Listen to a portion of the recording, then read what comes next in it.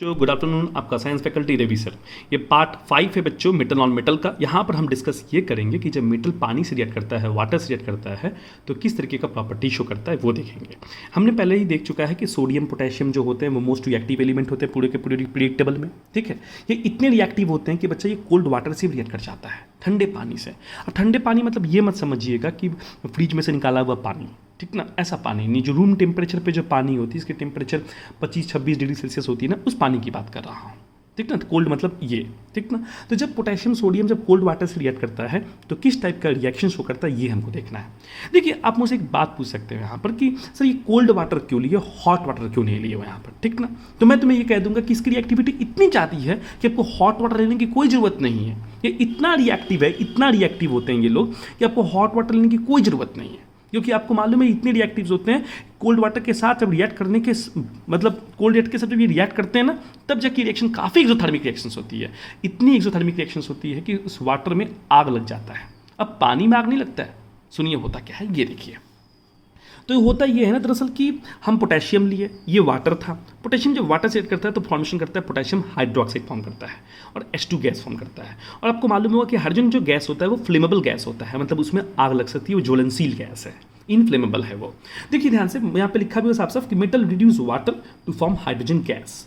तो मेटल क्या करता है, पानी में से हाइड्रोजन गैस को निकाल लेता है। ये होता कैसे है, आपको मालूम है कि जितने भी मेटल्स होते हैं वो इलेक्ट्रॉन लॉस करते हैं। तो पोटेशियम जो होता है वो इलेक्ट्रॉन लॉस करता है, K+ और एक इलेक्ट्रॉन लॉस कर दिया।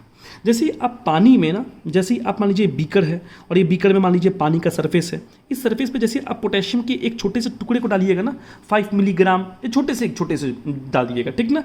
तो उस समय क्या होता है ना, पानी के ऊपर क्या होता है, पानी में फार्मूला आपको मालूम है, वाटर का फार्मूला क्या होता है, ये होता है H2O, इसे कहते हैं, ठीक है। और पोटेशियम क्या करता है, ये इलेक्ट्रॉन छोड़ देता है।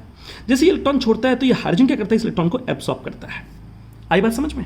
और ये होता क्या है ना कि ये जो OH, देखिए यहाँ से निकल गया, OH निकल गया ना, और ये OH और पोटेशियम, ये OH माइनस हो जाता है और ये K+। अब देखिए ध्यान से, ये K+ और ये OH- के बीच में जो फोर्स ऑफ अट्रैक्शन होता है उसे कूलम्बिक फोर्स ऑफ अट्रैक्शन कहते हैं। उसे हम लोग कूलम्बिक फोर्स ऑफ अट्रैक्शन कहते हैं। अब ये कूलम्बिक फोर्स ऑफ अट्रैक्शन इतना हाई होता है बच्चे कि इसमें से एनर्जी निकलती है, काफ़ी अमाउंट ऑफ हीट निकलती है। और वो जो हीट निकलती है बच्चे, वो हीट और ये जो हाइड्रोजन जो बन रहा है, ये हाइड्रोजन इलेक्ट्रॉन ले रहा है, लेने के बाद समझिए ऐसे, इसको ऐसा फील कीजिए आप इसको कि यहाँ पर 2 ठो था, 2 पोटेशियम था तो 2 K+ बना तो 2 इलेक्ट्रॉन छोड़ा। ऐसे ही पानी के 2 ठो मोल थे, एक यहाँ से निकला, एक पकड़ लीजिए और पकड़िए, तो ये 2 इलेक्ट्रॉन रहा, तो एक हाइड्रोजन और एक इलेक्ट्रॉन ले लेगा, यहाँ से ले लिया ना, तो 2 हाइड्रोजन निकल गए। तो यहाँ से क्या निकल गए, H2 निकल गए। अब मैं आपको क्या कहा कि ये K+ और OH- में फोर्स ऑफ अट्रैक्शन है, कौन सा, कूलम्बिक फोर्स ऑफ अट्रैक्शन। और ये फोर्स ऑफ अट्रैक्शन करने का क्या होगा, काफ़ी सारा हीट रिलीज होगा। ये जो हीट रिलीज होगा इस हाइड्रोजन गैस को क्या करेगा, जला देगा। आई बात समझ में, कंबस्टाइल हो जाएगा। क्योंकि आपको ऐसे भी मालूम है कि हाइड्रोजन गैस क्या होता है, फ्लेमेबल गैस होता है। तो इसका मतलब हाइड्रोजन जो गैस है बेटा, वो क्या होता है, उसमें आग लग जाती है, वो जलने लगती है और फ्लेम फॉर्मेशन करने लगती है। अब हाइड्रोजन जब जलता है, जब प्योर हाइड्रोजन जब जलता है तो ब्लू फ्लेम पैदा करता है। देखिएगा, ब्लू फ्लेम है ना, ब्लू रंग की फ्लेम पैदा होती है जब हाइड्रोजन जलती है। तो बट कैसे हाइड्रोजन, प्योर हाइड्रोजन। जब प्योर हाइड्रोजन जब जलती है ना बच्चे, तो आपकी पेल ब्लू फ्लेम पैदा होती है। बट आपको जैसे कि मालूम है कि ये जो आपने जो सोल्यूशन लिया है वो क्या है, पोटेशियम हाइड्रोक्साइड बन चुका है। अब ये QH बन चुका है। ये सोल्यूशन कैसे भरा बताइए, QH से। और इसमें क्या है बताइए, हाइड्रोजन गैस। और जो इन दोनों के मिलने से जो हीट पैदा हुआ है, वो हीट क्या करेगा, इस हाइड्रोजन को क्या करेगा, जला देगा, इसको बर्न कर देगा इसको, ये क्योंकि ये फ्लेमेबल गैस है, हमको मालूम है। आई बात समझ में। तब इससे क्या होगा बेटा हमारा कि ये जो H2 है वो जलने लगेगा। और ये रिएक्शंस काफ़ी एक्सोथर्मिक है, मतलब लार्ज अमाउंट में हीट पैदा करता है। तो यहाँ पे मैं लिख देता हूँ, लार्ज अमाउंट में ये हीट, डेल्टा साइन मतलब समझना, हीट पैदा करता है। और ये हीट क्या करता है, इस H2 को क्या करता है, कंबस्टाइल करता है, मतलब आग लगा देता है। तो इससे ये रिएक्शंस क्या है, काफ़ी एक्सोथर्मिक है। तो ये सब रिएक्शंस हम लोग पोटेशियम सोडियम को तो हम लैब में करके दिखा भी देंगे, बट इसके जो नीचे के जो एलिमेंट्स है, जैसे कि मान लीजिए लिथियम, जैसे कि लिथियम हटा दीजिए, मैं बात करता हूँ सोडियम की बात, पोटेशियम, रूबिडियम, सीजियम और फ्रांसियम की बात करूँ मैं, तो ये सब एलिमेंट्स गलती से भी कभी क्लासरूम में नहीं दिखाया जाएगा, याद रखिएगा। रूबिडियम, सीजियम, फ्रांसियम, ये एक्सट्रीम एक्सप्लोसिव गैप्स होते हैं, एक्सट्रीम, ठीक ना। तो ये कभी नहीं होते। और ये सब बीकर उकर में दिखाएगा तो बीकर ही फट जाएगा, ब्लास्ट हो जाएगा, एक्सप्लोड हो जाएगा। तो इसको रिवर्स में या नदियों में या स्विमिंग पूल्स में दिखाया जाता है, जहाँ पर बहुत स्पेस होता है, जहाँ पर ब्लास्ट एक्सप्लोड होने से कोई फर्क नहीं पड़ेगा। आई बात समझ में? तो ये सब नहीं दिखाया जाता है हमारे क्लासरूम में। तो जो दिखाया जाएगा क्लासरूम में सोडियम से पोटेशियम आपको दिखाया जाए जरूर, क्योंकि ये एक्सप्लोसिव तो है बट इतना एक्सप्लोसिव नहीं होता। इतना एक्सप्लोसिव का मतलब इसको बहुत कम अमाउंट में लिया जाता है, समझे ना? अब इतना बड़ा सोडियम का टुकड़ा लेके नहीं डाल देते हम लोग पानी में, छोटा सा 5 ml 5 ग्राम हम लोग डालते हैं, ठीक ना? 5 ग्राम भी ज़्यादा बोल रहा हूँ, 5 मिलीग्राम सोडियम पोटेशियम हम लोग ऐड करते हैं, क्योंकि पोटेशियम सोडियम ऐसे भी बहुत लाइट होता है। आप लोग को मालूम होगा कि उसकी साइज उसकी जो होती है काफ़ी बड़ी होती है और वो काफ़ी रिएक्टिव होते हैं, ठीक ना? तो सोडियम पोटेशियम जो इलेक्ट्रॉन छोड़ता है उसका कारण ये है क्योंकि पहले तो ये बहुत सॉफ्ट है, साइज में काफ़ी बड़ा है, और याद रखिएगा एक छोटा सा बात मैं बोलूँगा तो याद रखिएगा, अगर आप लोग याद रख सकें तो इसकी आयनेशन एंथैल्पी जो है बच्चा वो बहुत कम होती है। अब पीरियोडिक टेबल में आप लोग पढ़ोगे आयनेशन एंथैल्पी का मतलब क्या होता है क्लास 10 के बच्चों। आयनेशन एंथैल्पी का मतलब ये होता है बेटा कि पोटेशियम जो है अपने बाहर सेल से इलेक्ट्रॉन रिलीज कर पाता है कि नहीं। जैसे कि मान लीजिए आपको मालूम है ना कि लिथियम हो गया, सोडियम हो गया, पोटेशियम हो गया, तो लिथियम की साइज मान लीजिए ये है, तो सोडियम की साइज ये है, तो पोटेशियम की साइज ये है। तो आपको मालूम है ना कि बीच में क्या होता है, न्यूक्लियस मिलता है, ये सेंटर पे क्या होता है पॉजिटिव चार्ज, और बाहर में क्या होता है इलेक्ट्रॉन्स होते हैं हमारे। तो आपको मालूम है ना कि देखिए इसके बीच का जो डिस्टेंस है ये बहुत ज़्यादा है, तो ये इलेक्ट्रॉन ना आराम से निकल जाता है। जब हल्का सा इस पर हीट पड़ता है ना, हल्का सा जब हीट पड़ता है ना तो इलेक्ट्रॉन आराम से निकल जाता है। इसी को कहते हैं ionisation enthalpy, amount of energy required to eject the electron from the valence shell. तो कम से कम एनर्जी लगता है जिसके कारण क्या हो, इलेक्ट्रॉन बाहर निकल जाए, और जब इलेक्ट्रॉन बाहर निकलता है तो ये पोटेशियम जो होता है चार्ज फॉर्म में हो जाता है, और यही चीज़ होते हैं पूरे के पूरे मेटल के साथ। बट यही बात है कि सोडियम जितना इलेक्ट्रॉन जल्दी छोड़ता है उतना जल्दी सोडियम नहीं छोड़ता, पोटेशियम जितना जल्दी छोड़ता है सोडियम उतना जल्दी नहीं छोड़ता, और कैल्शियम और भी जल्दी नहीं छोड़ता, मैग्नीशियम और लेट से छोड़ता है, एल्युमिनियम और लेट से छोड़ता है, जिंक नहीं छोड़ता, आयरन नहीं छोड़ता। आ रही बात समझ में? तो ईज ऑफ इलेक्ट्रॉन छोड़ने की जो कैपेसिटी है टॉप टू बॉटम क्या होती है, डिक्रीज होती है। तो जो जितना जल्दी इलेक्ट्रॉन छोड़ेगा वो उतना जल्दी रिएक्टिव है, इसीलिए हम लोग पोटेशियम को सबसे टॉप लिस्ट पे रखे हैं। इसका मतलब ये बहुत हाईली रिएक्टिव है। इसका मतलब ये कि अब आपको मैं लास्ट क्लास में ये भी बताया था बेटा कि जब ये ऑक्सीजन से रिएक्ट करता है ना, वरना मतलब आप जब इसको एटमॉस्फेयर में लेके आओगे ना तो सोडियम जो होता है ना ऑक्सीजन से रिएक्ट कर जाता है, और रिएक्ट करके क्या बन जाता है बताइए मेरे को, सोडियम ऑक्साइड बन जाता है एयर से रिएक्ट करके। फिर आप मैं कहा था ना कि पानी से क्या करता है बताइए, एयर एटमॉस्फेयर से क्या करता है ये वाटर एब्जॉर्ब कर लेता है, जिसके कारण ये क्या जाता है बताइए, सोडियम हाइड्रो ऑक्साइड बन जाता है। फिर ये इतना रिएक्टिव होता है कि ये CO2 एटमॉस्फेयर से CO2 को एब्जॉर्ब करके क्या बन जाता है, Na2CO3 बन जाता है, सोडियम बाइकार्बोनेट बन जाता है। तो इसकी इतनी हाई रिएक्टिविटी है जिसके कारण हम इसको कहाँ पे रखते हैं बताइए मेरे को, पैराफिन ऑयल में रखते हैं, या इसको हम लोग केरोसिन ऑयल में डिप करके रखते हैं। तो इतना तो आपको पता चल गया कि सोडियम पोटेशियम इतना हीट कैसे फ्लेम करता है, ये मैं आपको पता चलो ये इतना कम्बस्टाइल क्यों है। तो हाइड्रोजन जो गैस निकलता है इसलिए ये जो यहाँ पर क्या होता है, बर्न हो जाता है। आई बात समझ में? और यहाँ पे इट कैचेस फायर, ऐसे आपको दिखेगा कि इसमें आपको ऐसा लगेगा कि जो पानी में आग लग गया है, असल में उस गैस में आग लगता है, हालांकि ये कहानी होती है हमारी, ठीक ना। और एक बात बता दूं, जब पोटेशियम जब जलता है तो आप देख सकते हो जो कलर होती है, hydrogen Burns with lilac coloured flame. अब ये लिलैक कलर्ड फ्लेम का मतलब क्या होता है, देखिए मतलब उसमें एक रंग चला आती है, जब जलता है ना तो उसमें एक रंग चली जाती है, उसको हम लोग लिलैक कलर बोल रहे हैं हम लोग, ठीक है। ये कलर इसलिए आती है क्योंकि जब हाइड्रोजन जलती है ना तब याद रखिएगा पेल ब्लू फॉर्मेशंस होती है। यहाँ पे मैं लिखा हूँगा जब प्योर हाइड्रोजन जब बर्न होती है हमारी तो याद रखिएगा उस समय पेल ब्लू कलर फॉर्म होती है जब प्योर हाइड्रोजन। बट हमको मालूम है due to the presence of देखिए पोटेशियम वेपर, जब पोटेशियम जब इसमें डिजॉल्व होगा तो सिंपल सी बात है पोटेशियम के कुछ वेपर भी हाइड्रोजन गैस के साथ निकल जाएंगे, इसलिए जो कलर है ये लिलैक कलर्ड फ्लेम होता है प्रेजेंस ऑफ पोटेशियम वेपर। और ये काफ़ी हाईली एक्सोथर्मिक है और हाईली विगोरस है, रिएक्शन काफ़ी फास्ट होता है। पानी के सरफेस पे जो पोटेशियम्स है ना, ये पानी के सरफेस मान लीजिए ये बना दिया बीकर, मान लीजिए पानी का सरफेस है, तो पानी के सरफेस पे ये जो सोडियम पोटेशियम है ना बच्चे, ये इसके ऊपर क्या करता है, काफ़ी हाई स्पीड के साथ क्या करता है, ये गोल गोल ये पानी है मान लीजिए, इस पानी के सरफेस पे ये काफ़ी हाई स्पीड के साथ क्या करता है, स्पीड एंड वॉयलेशन के साथ मूव करता है। ये इसके साथ सीजलिंग गैसेस निकलते हैं, ऐसे करके गैसेस निकलते रहते हैं इसके, ठीक है ना। और याद रखिएगा ये यहाँ पर ये जो है, ये जो छोटे छोटे ये जो सिल्वरी बॉल लगता है, सिल्वरी बॉल फॉर्म करता है, सिल्वरी बॉल कहूँ या सिल्वरी ग्लोब्यूल कहूँ मैं, ये आपको एक स्टेटमेंट मिलेगा दैट कि बोलेगा, आपसे क्वेश्चन पूछा जाएगा कि which of the following elements form silvery globules. Silvery globules का मतलब ये होता है कि सिल्वर के रंग का एक ग्लोब्यूल्स मतलब बॉल बनने लगेंगे। ये बहुत फास्ट घूमने लगता है पानी के ऊपर, सरफेस के ऊपर, क्योंकि काफ़ी लाइट भी तो होता है।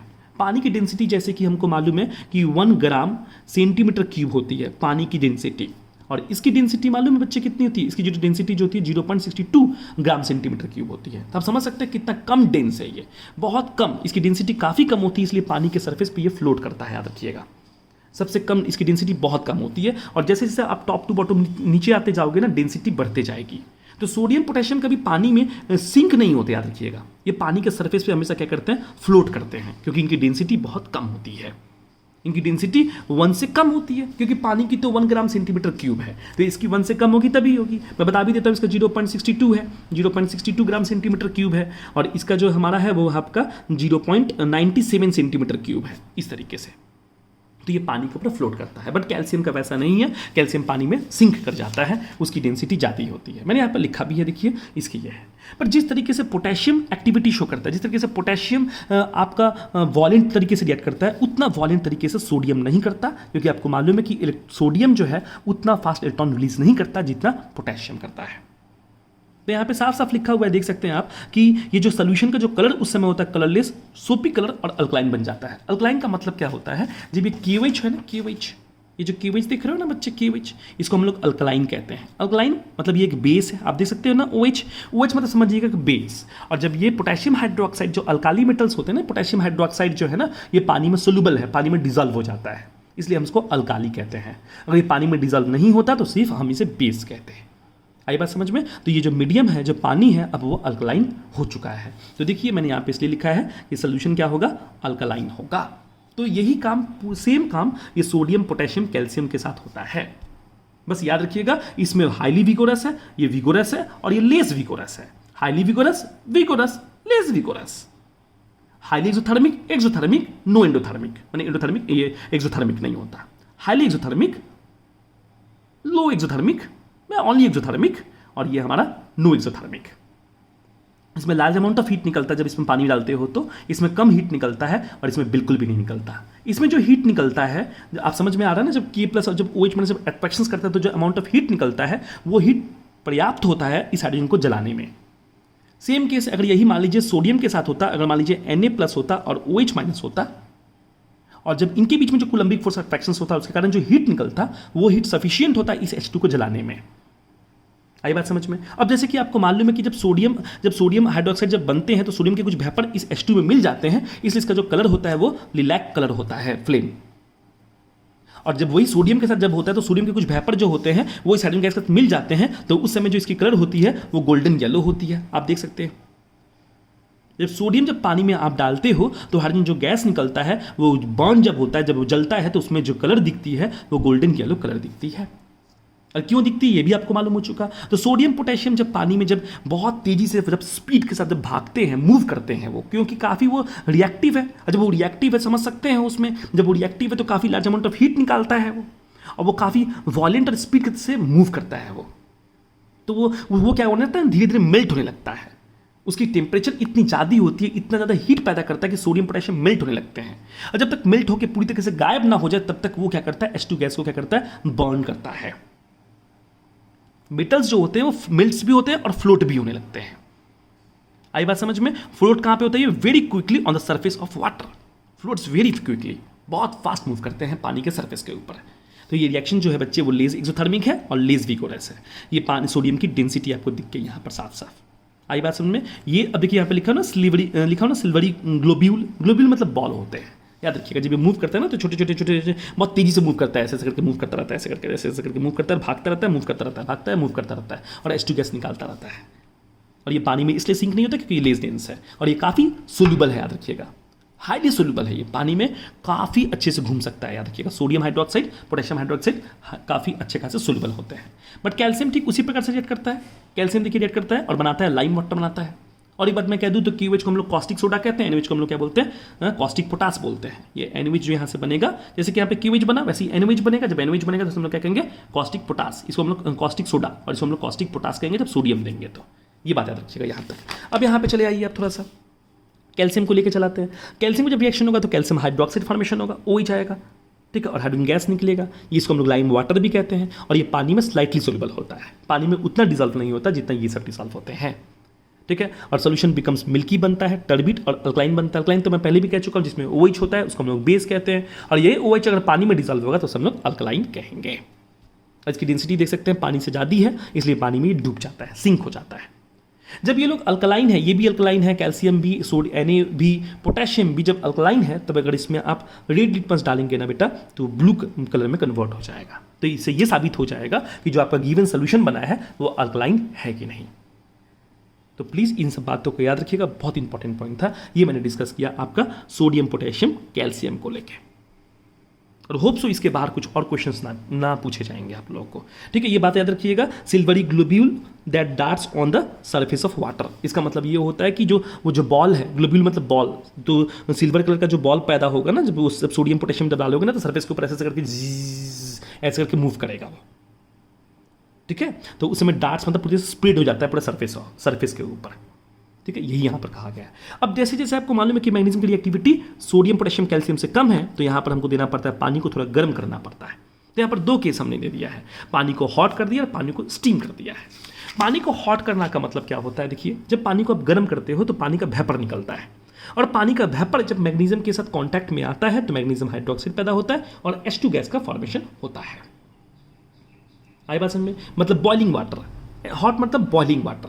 और आपको मालूम है ना, पानी का जो वेपर होता है, वेपर को आप देख सकते हैं अपनी आंखों से, ठीक है। पर नेक्स्ट केस में देखिए यहाँ पे मैंने क्या लिखा है, स्टीम वाटर लिखा है। स्टीम का मतलब होता है पानी का जो वेपर निकलता है ना, वो पानी का जो भाप है ना, और उसको अगर फर्दर हीट करोगे ना तो जो उसमें से पैदा होगा उसको हम लोग स्टीम कहते हैं। और स्टीम को हम लोग कभी देख नहीं सकते बच्चे, याद रखिएगा। हम लोग वेपर को देख सकते हैं पर स्टीम को नहीं देख सकते। मतलब स्टीम में टेम्परेचर और भी काफ़ी ज़्यादा रहता है कंपेयर टू वाटर। तो हॉट वाटर से रिएक्ट कीजिएगा तो ये हाइड्रोक्साइड बनेगा, ठीक है, और हाइड्रोजन गैस का फॉर्मेशन करेगा। और जब आप इसको स्टीम वाटर से रिएक्ट करवाइएगा तो क्या बनेगा, मैग्नीशियम ऑक्साइड बनेगा और हाइड्रोजन गैस का फॉर्मेशन करेगा। आई बात समझ में। मैग्नीशियम जो यहाँ पर देते हैं हम लोग, मैग्नीशियम रिबन देते हैं, याद रखिएगा। छोटे छोटे जो मैग्नीशियम के रिबन हम लोग एक टेस्ट ट्यूब में डालते हैं, ठीक है। और उसमें से जब आप हीट कीजिएगा, हल्का सा हॉट वाटर देके हीट कीजिएगा, जब पानी को गर्म कीजिएगा, बॉयल कीजिएगा, तो मैग्नीशियम हाइड्रोक्साइड पैदा होता है और H2 गैस पैदा होता है। हालांकि याद रखिएगा ये कंबस्टाइल नहीं होते, इसमें हाइड्रोजन जो गैस है उसमें आग नहीं लगता, क्योंकि मैग्नीशियम और OH के बीच में, मतलब यहाँ पर आपको समझ में आ रही है ना, Mg+2 और ये OH- के बीच में जो कूलम्बिक फोर्स ऑफ अट्रैक्शन होता है और इनसे जो हीट निकलता है वो हीट पर्याप्त नहीं है इस हाइड्रोजन गैस को जलाने में, सक्षम नहीं है इस हाइड्रोजन गैस को जलाने में। इसलिए याद रखिएगा ये गैस उतना वोलेटाइल नहीं होता, ठीक है। ठीक, मैं जब स्टीम के साथ करता हूं ना, याद रखिएगा, तो टेम्परेचर और बढ़ जाता है, तो समय मैग्नीशियम के हाइड्रोक्साइड नहीं बल्कि मैग्नीशियम के ऑक्साइड फॉर्मेशन होते हैं। और जो वाइट पाउडर होता है या वाइट ऐश होता है, तो वाइट ऐश तभी पैदा होता है जब आप पानी के स्टीम प्रॉपर्टी को लीजिएगा, ना कि हॉट प्रॉपर्टी को। मतलब वार्म वाटर, बॉइलिंग वाटर लीजिएगा तो नहीं फॉर्मेशन होगा, तब ये वाइट बनेगा, वाइट PPT एक वाइट क्रिस्टलाइन बन जाएगा, एक याद रखिएगा, वाइट क्रिस्टल बन जाएगा, ठीक है। पर यहाँ पर जब आप स्टीम लीजिएगा तो वाइट ऐश फॉर्मेशन होता है, मैग्नीशियम के साथ रिएक्ट करते हैं तो, और ये हाइड्रोजन गैस फॉर्मेशन होता है। होप सो आप लोग को इतना समझ में आया होगा। ठीक, मैं फिर बात करता हूँ अल्युमिनियम की, वाटर की, अल्युमिनियम की, जिंक की और आयरन की बात करता हूँ मैं। अल्युमिनियम की जब मैं बात करूंगा तो अल्युमिनियम जो है वो स्टीम के साथ रिएक्ट करेगा। अल्युमिनियम स्टीम के साथ क्या करता है, क्योंकि आपको मालूम है, मैंने ऑलरेडी आपको कह चुका है कि टॉप टू बॉटम जो रिएक्टिविटी है वो डिक्रीज करती है। अल्युमिनियम की रिएक्टिविटी और भी कम होती है कंपेयर टू मैग्नीशियम। जिंक की रिएक्टिविटी और भी कम होती है, आयरन की रिएक्टिविटी और भी कम होती है, इन सब से कम होती है। तो यहां पर क्या होगा, पानी को आपको बॉन्ड करना पड़ेगा। तो यहाँ पे पानी को स्टीम लिया आपने, यहां पर भी स्टीम लिया, पर यहां पे पानी को सिर्फ स्टीम लेने से नहीं चलेगा, यहां पर आपको इसको भी गर्म करना पड़ेगा, इसको आपको हीट करना पड़ेगा। जब आप इस आयरन को हीट करते हैं तो ये जो रेड हॉट हो जाता है, ये रेड हॉट आयरन हो जाता है। और ये रेड हॉट आयरन को जब आप स्टीम से रिएक्ट करवाइएगा तब जाकर रिएक्शन कंप्लीट होगा। और यहाँ पर जिंक जो है स्टीम से रिएक्शन करता है तब जाके हाइड्रोजन गैस का फॉर्मेशन करता है। और ये अल्युमिनियम को जब स्टीम से रिएक्ट तब जाके फॉर्मेशन, टेम्परेचर आप देख सकते हैं 800 डिग्री सेल्सियस है, इस टेम्परेचर में रिएक्ट करेंगे तब जाके हाइड्रोजन गैस का फॉर्मेशन करता है। और एक बात अच्छे से याद रखिएगा, यहाँ पर एक बात मैं आपको कहूँगा कि जब ये रिएक्शन इसके साथ करता है तो अल्युमिनियम ऑक्साइड फॉर्मेशन होता है।